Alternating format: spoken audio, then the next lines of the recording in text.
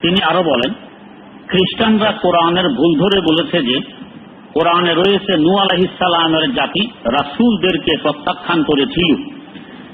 এখানে রাসূলদেরকে বহু বচন না বলে রাসূলকে এক বচন বলা উচিত ছিল, কারণ নূহ আলাইহিস সালামের জাতির নিকট একজন মাত্র নবীকে প্রেরণ করা হয়েছিল। সুতরাং এটা কোরআনের একটি ব্যাকরণগত ভুল। আমি একমত যে এটা ভুল হতে পারে। একটু আগে বললাম আল্লাহ পাক চ্যালেঞ্জ করছেন কোরআনের প্রথম আয়াত, যালিকাল কিতাবু লা রাইবা ফীহ, এমন একটি কিতাবে কোনো ভুল নেই। আর উনি বলেন আমি একমত এটা ভুল হতে পারে। তো তাহলে আল্লাহ পাক বহু বচন কেন বললেন? নূহ তো একজন। এখানে আল্লাহ পাক শুধু নূহের কথা বলেননি, নূহ আলাইহিস সালামের আগে যে সমস্ত নবী পয়গম্বর এসেছেন তাদের কথা বলেছেন, এই জন্য বহু বচন ব্যবহার করেছেন। তিনি যেহেতু সরাসরি আরবি বোঝেন না এবং বিশুদ্ধভাবে আরবি পড়তেও পারেন না, তিনি ইংরেজি অনুবাদ থেকে বলেন, এই জন্য বলতেছেন ভুল হতে পারে। আমি এতে একমত। কোরআনের ব্যাপারে যার এই আকীদার বিশ্বাস যে ভুল হতে পারে, সে গুমরাহ হবে না, পথভ্রষ্ট হবে না, তো কি হবে বলুন?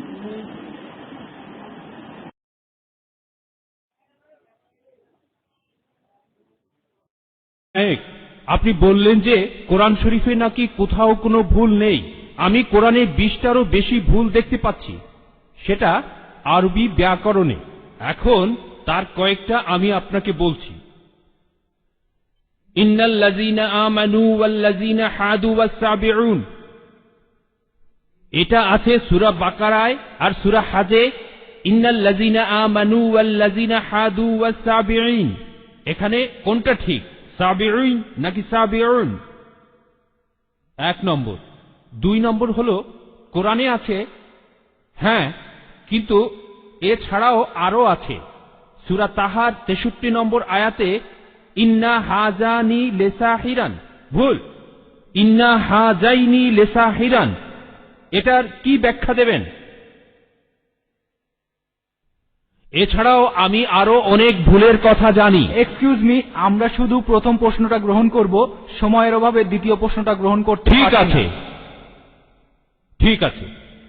ভাই, আপনি খুব সুন্দর একটা প্রশ্ন করেছেন। আমি আরেকটু সহযোগিতা করতে চাই যে হ্যাঁ, আপনি সবগুলো ব্যাকরণগত ভুলের কথাই বলেন। আর আপনার হাতের বইটা লিখেছেন আব্দুল ফাদি। আব্দুল ফাদি, ঠিক? ইজ দ্য কোরআন ইনফেলেবল? আমিও দেখতে পাচ্ছি, হ্যাঁ, আলহামদুলিল্লাহ, আমি ভালোই দেখতে পাই।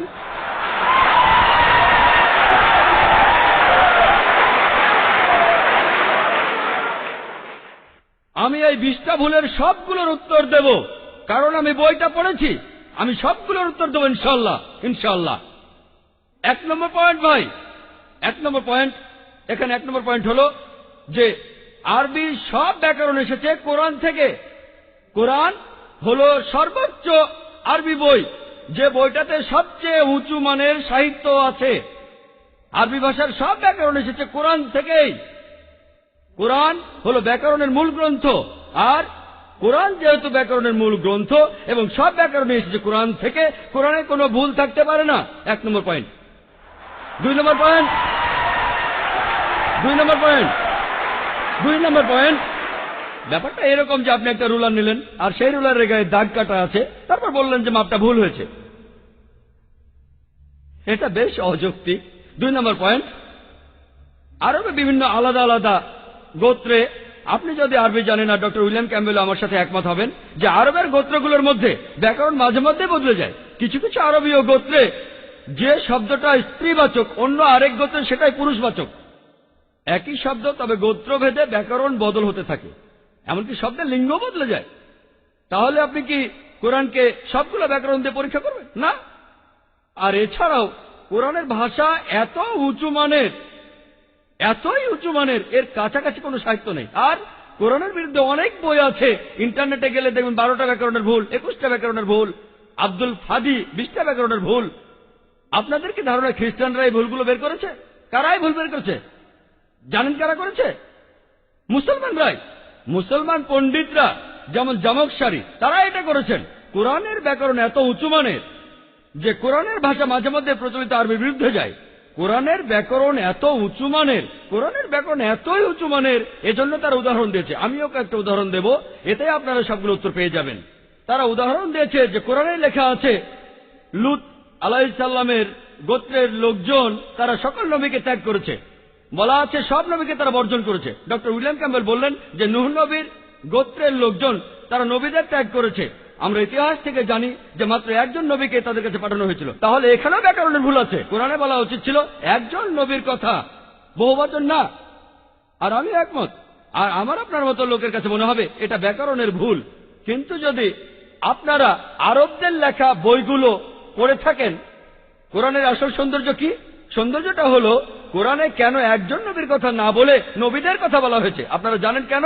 কারণ আমরা জানি যে সব নবীদের হেদায়েতের বাণী মূলত একটাই, যে ঈশ্বর একজনই, তাওহীদের বাণী, আল্লাহ সুবহানাহু ওয়া তাআলার বাণী। লূত আলাইহিস সালামের লোকজন এবং নূহ আলাইহিস সালামের লোকজন তাদের নবীকে ত্যাগ করেছিল, আর পরোক্ষভাবে নিজেদের নবীকে ত্যাগ করে তারা সব নবীদেরই ত্যাগ করেছিল।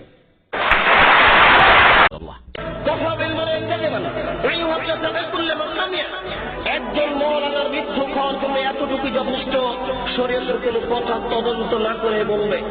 একজন মৌলানা সাহেবের মৃত্যু খাওয়ার জন্য এতটুকুই যথেষ্ট, একটা শরীয়তের কোন কথা তদন্ত না করেই বলবে। একজন মৌলানা সাহেবের মৃত্যু খাওয়ার জন্য এতটুকুই যথেষ্ট, শরীয়তের কোন কথা তদন্ত না করেই বলবে।